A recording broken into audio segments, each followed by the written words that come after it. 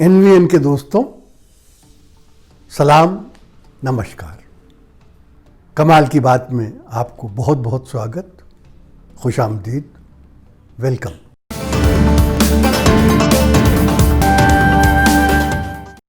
दोस्तों, 22 दिसंबर 2020 को अलीगढ़ मुस्लिम यूनिवर्सिटी ने अपनी ज़िंदगी के 100 साल पूरे कर लिए। बेशक ये एक हिस्टोरिकल इवेंट, किसी भी यूनिवर्सिटी के लिए ये एक हिस्टोरिकल इवेंट होता कि उसने 100 साल पूरे कर लिए। 100 साल पूरे करने का जो जश्न था, उसमें हमारे प्रधान सेवक नरेंद्र दामोदर दास मोदी चीफ गेस्ट थे और उन्होंने वर्चुअल कॉन्फ्रेंस के ज़रिए लोगों से संबोधन किया, लोगों को खिताब किया, उन्हें एड्रेस किया। ये भी एक बड़ी तारीख़ी बात है, हिस्टोरिकल बात है कि नरेंद्र मोदी लाल बहादुर शास्त्री के बाद हिंदुस्तान के दूसरे प्राइम मिनिस्टर हैं जिन्होंने अलीगढ़ मुस्लिम यूनिवर्सिटी के किसी फंक्शन को अटेंड किया था। यानी 56 साल के बाद कोई इंडियन प्राइम मिनिस्टर अलीगढ़ मुस्लिम यूनिवर्सिटी के किसी फंक्शन में शरीक हो रहा था। इस फंक्शन में जो उन्होंने स्पीच दी, उसमें उन्होंने ये कहा कि अलीगढ़ मुस्लिम यूनिवर्सिटी एक मिनी इंडिया है, एक छोटा सा भारत है ना कमाल की बात। लेकिन हम समझते हैं कि उनकी इस बात को कमाल की बात ही नहीं, एक बहुत बड़ी और बहुत अच्छी बात भी समझना चाहिए और इसके लिए यकीनन उनको दाद देना चाहिए, उनकी तारीफ करना चाहिए, उनकी प्रशंसा करना चाहिए। यही नहीं, उन्होंने जो बातें कही वो बातें लोगों को उम्मीद नहीं थी कि वो ऐसी बातें अपने इस प्राइम मिनिस्टर से सुनेंगे। मिसाल के तौर पर उन्होंने कहा कि ये वो यूनिवर्सिटी है जहां धर्म की बुनियाद पर कोई भेदभाव नहीं किया जाता। उन्होंने कहा ये वो यूनिवर्सिटी है जिसने इस देश की स्वतंत्रता आंदोलन, आज़ादी की लड़ाई में वो कारनामा अंजाम दिया जो तारीख के सफ़ों पर सेफ रहेगा, महफूज रहेगा। उन्होंने कहा इस देश ने ऐसे ऐसे बड़े नेशनलिस्ट लीडर, राष्ट्रीय नेता, कौमी लीडर पैदा किए जो उनके यानी मोदी साहब को, जिन्हें अपना पूर्वज समझते हैं। उन्होंने चंद और बातें कही जो बहुत से लोगों को लिए हैरानकुन थी और बहुत से लोगों को तो मालूम भी नहीं थी। मसलन उन्होंने कहा कि अलीगढ़ मुस्लिम यूनिवर्सिटी हिंदुस्तान की वो यूनिवर्सिटी है जिसने पहली बार एक औरत को अपना चांसलर बनाया। उन्होंने इस सिलसिले में बेगम सुल्तान का नाम भी लिया। उन्होंने ये भी कहा कि ये वो यूनिवर्सिटी है जहाँ उर्दू, फारसी और अरबी में वो काम हो रहा है जो दुनिया में सराहा जाता है। और ये भी कहा कि हिंदी और संस्कृत और अंग्रेज़ी के साथ हमें उर्दू और फ़ारसी और अरबी भी जानना चाहिए। उन्होंने ये भी कहा कि यहाँ इस्लामिक स्टडीज़ पर जो वर्क हो रहा है वो सारे इस्लामी दुनिया में हमारी शान, हमारा मान बढ़ा रहा है। उनकी ये बातें सुनकर बहुत से लोग दंग थे और जो उनका आईटी सेल है, अमित मालविया वाले, उनके मुंह खुले के खुले रह गए थे। उनकी समझ में नहीं आ रहा था कि वो क्या सुन रहे हैं। उन्हें तो कुछ और ही उम्मीद थी। बहरहाल ये सब बातें प्राइम मिनिस्टर ने कहीं और इनको अप्रिशिएट करना चाहिए, ख़ास तौर पर इसलिए कि हिंदू महासभा ने ये कहा था कि अलीगढ़ मुस्लिम यूनिवर्सिटी तो मिनी पाकिस्तान है।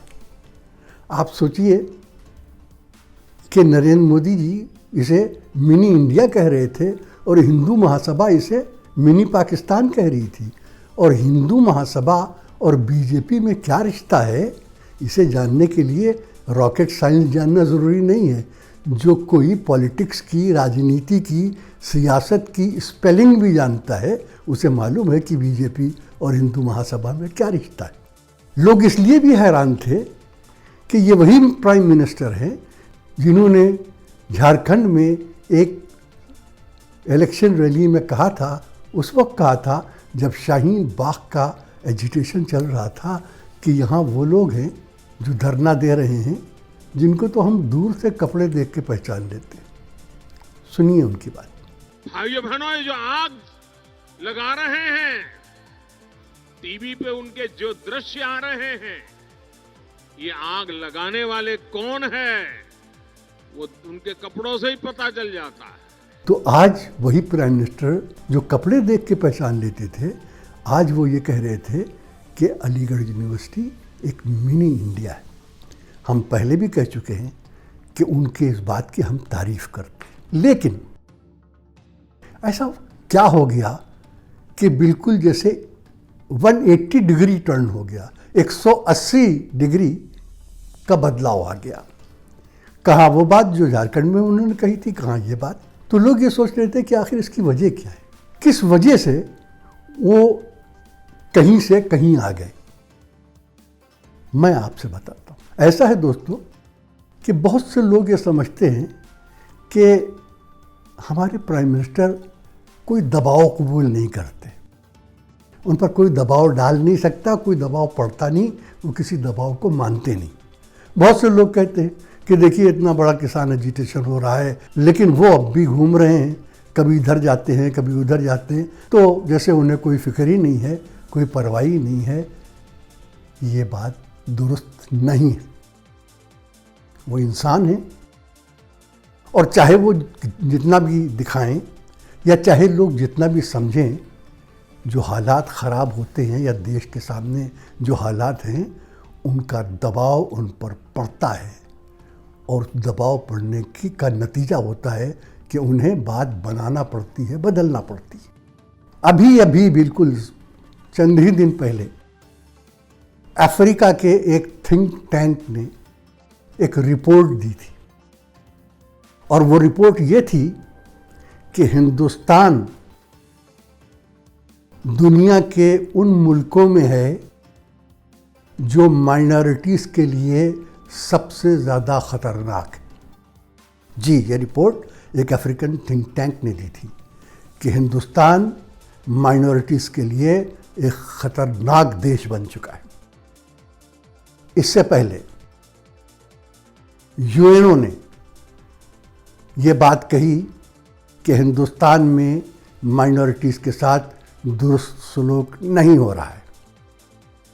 ये उस वक्त कही थी जब सीएए का कानून बना था। यूएनओ ने और यूएनओ के ह्यूमन राइट कमीशन ने सीएए की भी मुखालफत की थी, और कश्मीर में 370 और 35A के हटाने के बाद जो लॉकडाउन हुआ था, जिस तरह इंटरनेट कनेक्शन डिस्कनेक्ट किए गए थे, जिस तरह लोगों को उनके घरों में कैद कर दिया था, उसके ऊपर भी यूएनओ ने, यूरोपियन पार्लियामेंट ने, और अमेरिका में एक international freedom of religion commission है जो दुनिया भर में धर्म की आज़ादी का क्या हाल है ये देखता रहता है।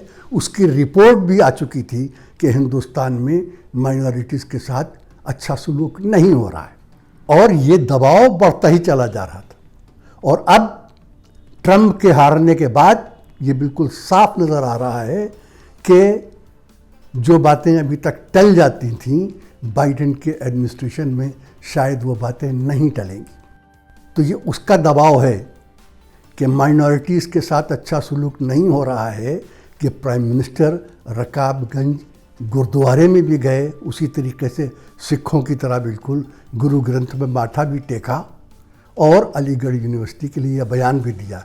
फिर भी मैं कहता हूँ कि अगर ये किसी दबाव की वजह से भी दिया गया है तो ये बहुत बेहतर दबाव, और ये दबाव मैंने जैसे अर्ज़ किया आपसे, अब और बढ़ेगा। उसकी एक वजह ये है कि कश्मीर में 370 और 35A के एब्रोगेशन के बाद, हटाए जाने के बाद पहली मर्तबा कोई इलेक्शन हुआ है डिस्ट्रिक्ट डेवलपमेंट काउंसिल का। इस इलेक्शन का अभी तक जो रिज़ल्ट आया है उससे ये पता चला है कि 280 सीटों के इलेक्शंस थे, जिसमें बीजेपी को दोनों जगह मिलाकर 70 सीटें मिली। इसका मतलब ये हुआ कि 30% से भी कम उन्हें सीटें मिली हैं, और इसका दूसरा मतलब ये हुआ कि 70% से भी ज़्यादा वोटर्स ने बीजेपी को रिजेक्ट कर दिया। और जब बीजेपी को रिजेक्ट किया है तो इसका मतलब ये है कि बीजेपी ने जो पॉलिसीज़ बनाई हैं उनको भी रिजेक्ट किया है। इसका मतलब ये है कि जो 370 और 35A को हटाया गया है उसको भी रिजेक्ट किया है। और सबसे बड़ी बात यह है कि वैली में बीजेपी को 2 या शायद 3 सीटें मिली, जबकि जम्मू डिस्ट्रिक्ट में गुपकार अलायंस को 37 सीटें मिली। और जम्मू में जो सीटें मिली हैं बीजेपी को वो सिर्फ 4 डिस्ट्रिक्ट्स में मिली हैं। 6 डिस्ट्रिक्ट में कई जगह तो उसका खाता भी नहीं खुला है।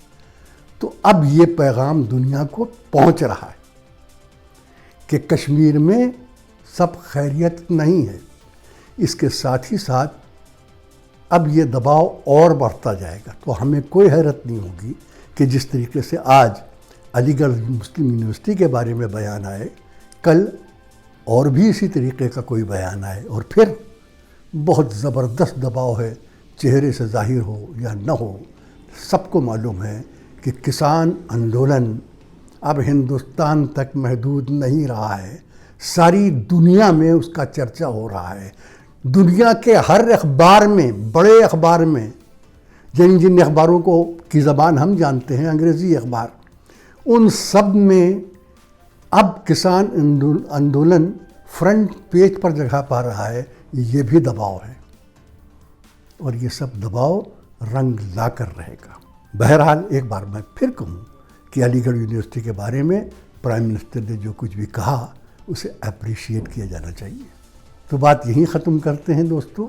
अगले वीडियो तक के लिए जय हिंद, खुदा हाफ़िज़।